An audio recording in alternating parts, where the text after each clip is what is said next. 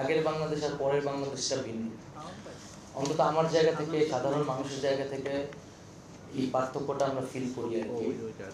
এবং আমার তো আজকে এখানে আসলে বসে থাকার কথা ছিল না, হয়তো অন্য একজনের ছিল। এবং এটা তো নিউজ হয়েছে যে সরকারি চাকরিতে কোটা সংস্কার চেয়েছিল, এখন নিজেরাই হয়ে গেছে সরকার।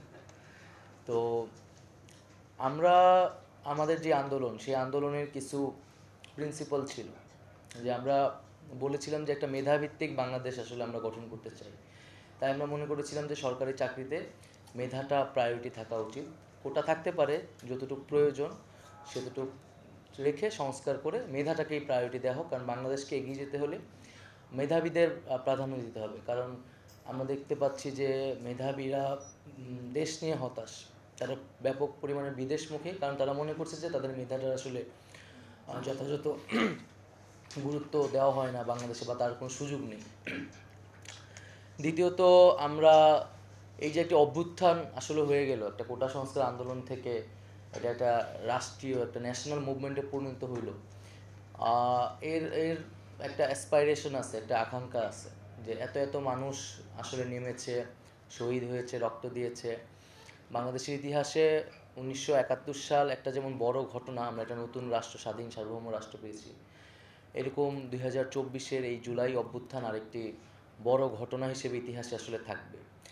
কিন্তু এই ইতিহাসের এই ঘটনাটিকে আমরা যথাযথ মূল্যায়ন করতে পারবো না যদি তার যেই পরবর্তী এই সময়টা যদি আমরা কাজে লাগাতে না পারি। আমরা যদি আমরা বলেছি যে আমরা আগের বাংলাদেশটা চাই না, আমরা যেই বাংলাদেশে আসলে এই যেই প্রবলেমগুলো ছিল সর্বস্তরে, বাংলাদেশের এমন একটা সমস্যা, যেখানেই হাত দেওয়া হয় সেখানেই প্রবলেম, সেখানেই সমস্যা, সেখানেই দুর্নীতি, সেখানেই লুটপাট, মানে সর্বাঙ্গে ব্যথা, ওষুধ দিব কোথায়।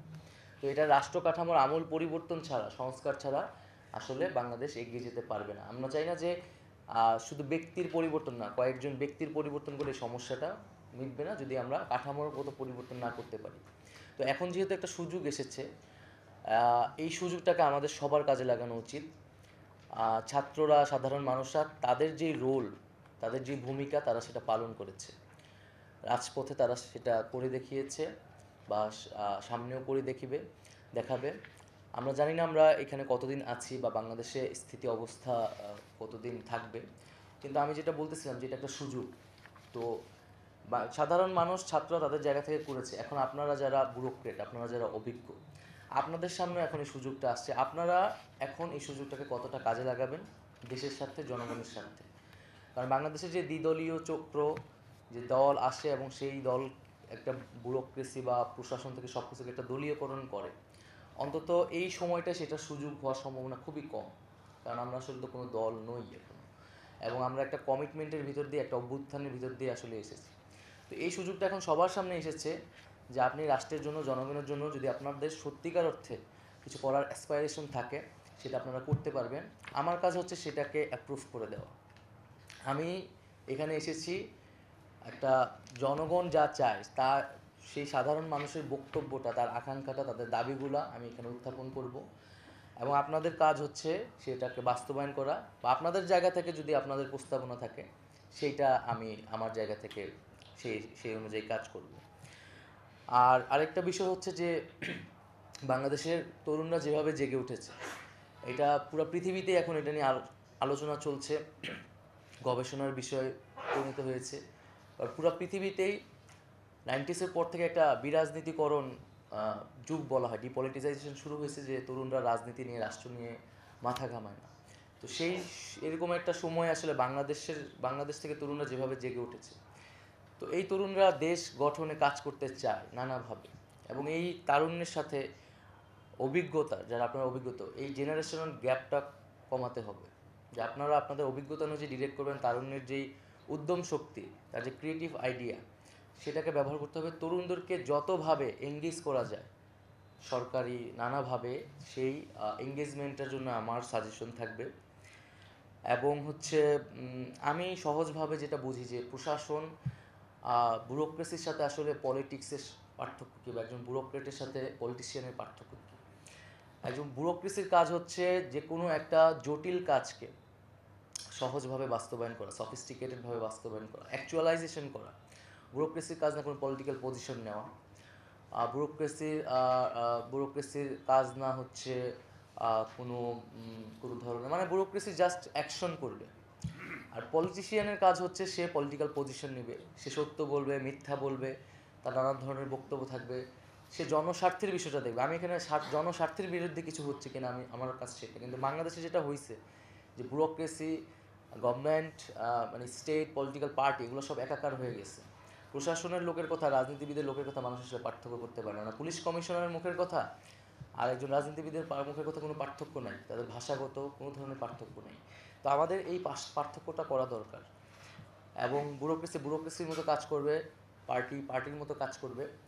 তো সেই জন্য আমার যেহেতু আমরা হয়তো কম সময়ই থাকবো, সো এই কম সময়ে আমার লক্ষ্যটা হবে যে মানে একটা দুটা কাজ করা, একটা চমক দেখানো, এটা আমার দরকার নেই।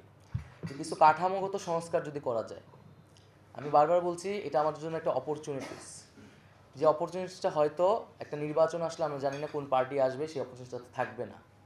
সো এই সময়টায় যে স্ট্রাকচারাল চেঞ্জ, যেটা দীর্ঘমেয়াদী বাংলাদেশকে হেল্প করবে, এই ধরনের প্রস্তাবনা আমি আপনাদের কাছ থেকে প্রত্যাশা করব আর কি। সেই সংস্কারের কাজগুলো আমরা সর্বস্তরেই করার চেষ্টা করতেছি, রাষ্ট্রের জায়গা থেকে, একদম একদম মন্ত্রণালয়ের ভিতরের জায়গা থেকেও। এটা হচ্ছে আমার একটা আপনাদের প্রতি আর্জি থাকবে।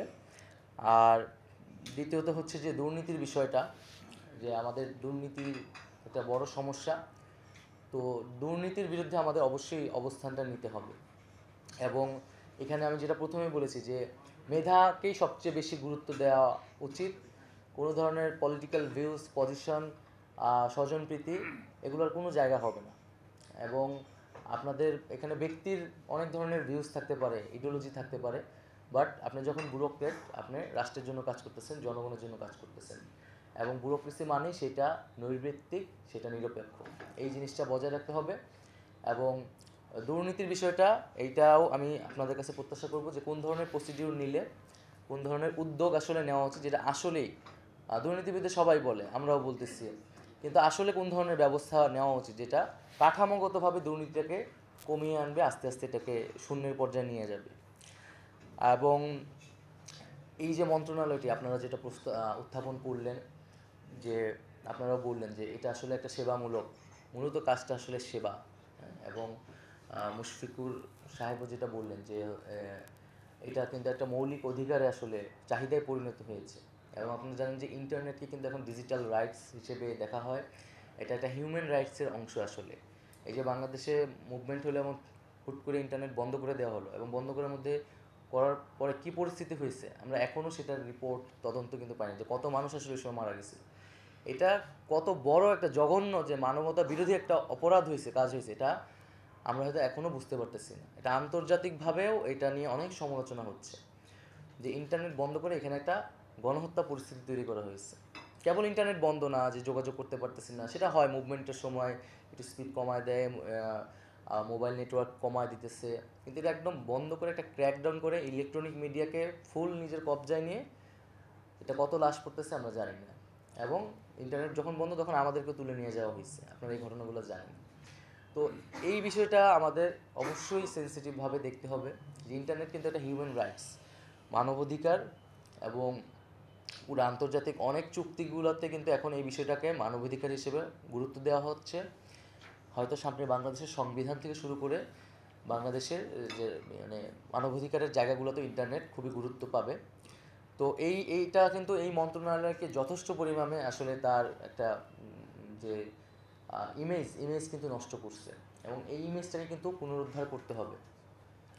এবং যেটা যেহেতু আমি এখানে আসছি, এটা আমার খুব বড় একটা দায়িত্ব আসলে, যে কেন এই মন্ত্রণালয় এই মানবাধিকার লঙ্ঘনের মতো এই কাজে জড়িত ছিল। আর যেহেতু এটা সেবামূলক কাজ, এখানে এটার সুবিধাটা হচ্ছে যে একটা ছোট্ট কাজও যদি করা যায়, এর এর এর বিস্তৃতিটা হয় কিন্তু ব্যাপক।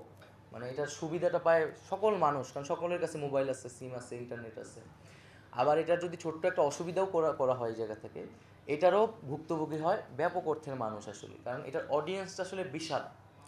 তো আমরা যদি ছোটো ছোটো কাজ করেও আগাতে পারি, যেটা সুবিধাটা মানুষ ব্যাপক অর্থে পাবে, তাহলেও এটা এই মন্ত্রণালয়ের ক্ষেত্রে, আমাদের ক্ষেত্রে, আমাদের সকলের জন্য যে ইমেজ, সেটাকে আরও তুলে ধরবে।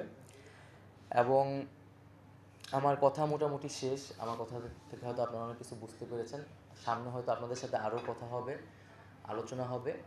আমি খুব তরুণ, আমি তো আমার স্টুডেন্ট লাইফও আসলে এখনও শেষ হয় নাই, মাস্টার্স আমার চলমান ছিল।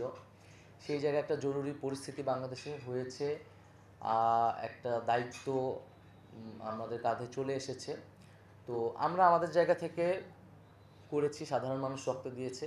বাংলাদেশের মানুষ কিন্তু এখন আপনাদের থেকে শুনতে চায়, আপনাদের কাজ করতে চায়, আপনাদের থেকে কাজ দেখতে চায়।